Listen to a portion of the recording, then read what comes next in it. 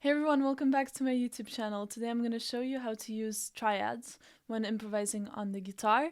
It's quite a simple concept, so let's just get right into it.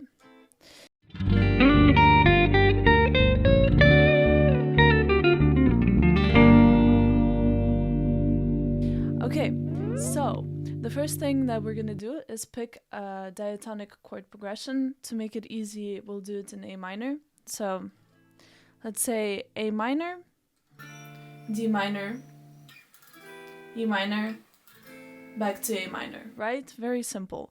Now the first thing, if you're not familiar with triads, let me show you the most basic one that you can get just from the chord. So for instance, with A minor, look at the top 3 strings first, because that's easier, at least for me. So straight away, we have this chord shape, right? And the triad is going to be within the chord because the chord is built on a triad, right? So that's the A minor triad. The same concept applies to D minor. Now we just have to look which notes are being played on the top 3 strings to this, and then for the E, same.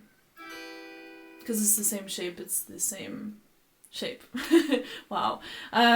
So it would be A minor, D minor, E minor, A. And if you're feeling very crazy, you can look at different, the same triads just on different parts of the fretboard.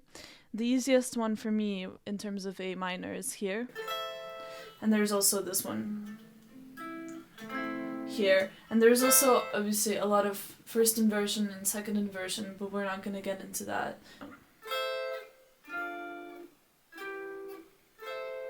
So the key concept is using the triads as a framework and then add notes from scales that you know, for example,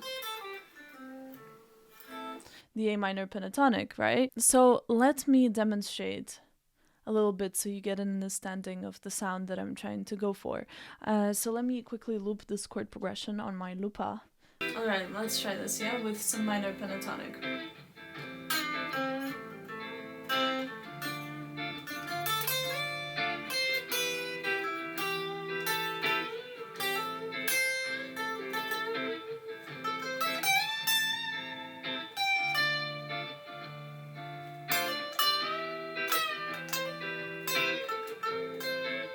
And now let's add some melodic minor.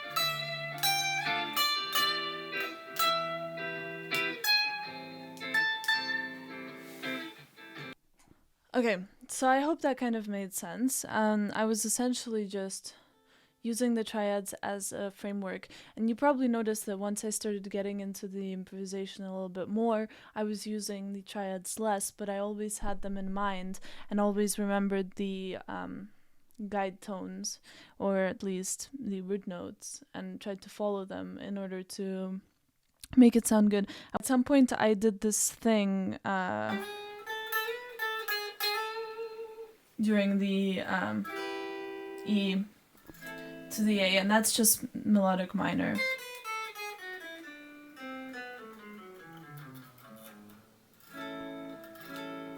So now let's do the same thing, but change the chord progression a little bit, so it's a bit more interesting. All I'm gonna do is turn the E minor into a dominant chord, right? So it's gonna be... So the only thing we have to change, I hope you can guess it, instead of playing an E minor triad, we're gonna play an E dominant triad. So following the same idea, it would be this when taking it from the chord, right? And also a good thing to think about when you're using triads is also arpeggios. So for example, the E7 arpeggio would be,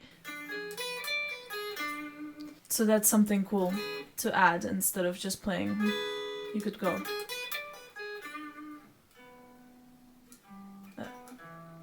So let me again record a loop and we'll look into it.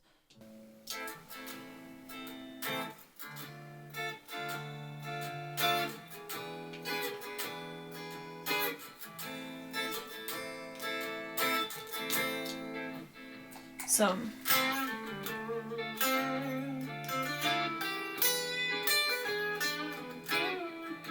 oh, that was wrong. So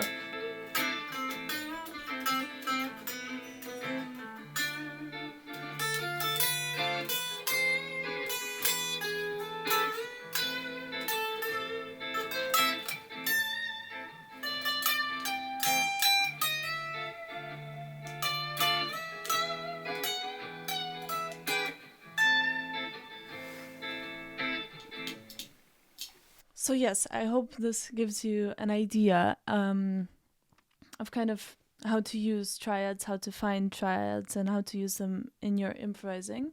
And we can dive into this much more in the future if you are interested. Just let me know, and I can talk about, you know, inversions of triads and how to combine them, and how to, we can use also more complex chord progressions and just basically look into it more.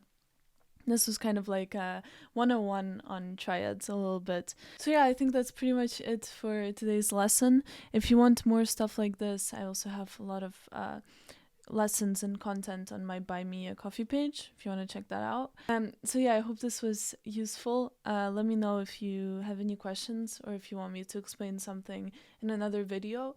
And as always, thank you so much for watching, and I'll see you in the next one. Bye!